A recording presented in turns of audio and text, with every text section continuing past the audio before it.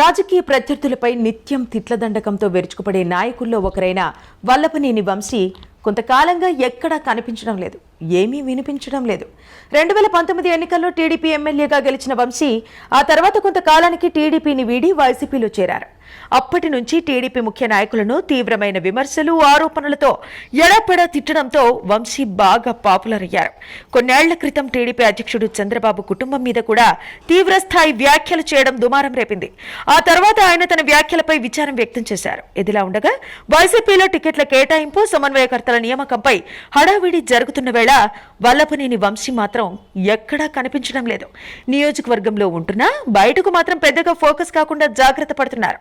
దాదాపు 4 నెలలుగా వార్తల్లో కూడా వంశీ రాకపోవడం వైసీపీలో చర్చనీయాంశంగా మారింది. అసలు వంశీ వచ్చే ఎన్నికల్లో పోటీ చేస్తాడా లేదా అనే సందేహం కూడా పార్టీ క్యాడర్లో చర్చించుకుంటున్నారు.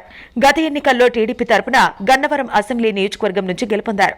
పెనమలూరు ఎమ్మెల్యేగా ఉన్న పార్థసారథిని గన్నవరంలో పోటీ చేయించాలని వైసీపీ భావించింది. ఆ పార్టీలో నెలకొన్న పరిణామాలతో విసిగిపోయిన పార్థసారథి టీడీపీలోకి వెళుతున్నట్టు ప్రకటించారు. వంశీని మరోసారి పోటీ చేయించే ఉద్దేశం ఉంటే పార్థసారథి పేరు ఎందుకు తెరపైకి వస్తుందనే చర్చ కూడా వైసీపీ వర్గాల్లో ఉంది. ఇప్పటి వరకు వైసీపీ అధిష్టానం విడుదల చేసిన 6 జాబితా గన్నవరం నియోజకవర్గం లేదు. ఈ క్రమంలో గన్నవరం నుంచి మరోసారి ఎమ్మెల్యేగా వంశీ పోటీ చేస్తారా లేదా అనే దానిపై సందేహాలు కలుగుతున్నాయి. వంశీ వ్యూహాత్మకంగా మౌనం వహిస్తున్నారా, ఎన్నికల్లో పోటీ చేసేందుకు ఆసక్తి లేకపోవడంతో దూరంగా ఉంటున్నారా అనేది తెలియాల్సి ఉంది.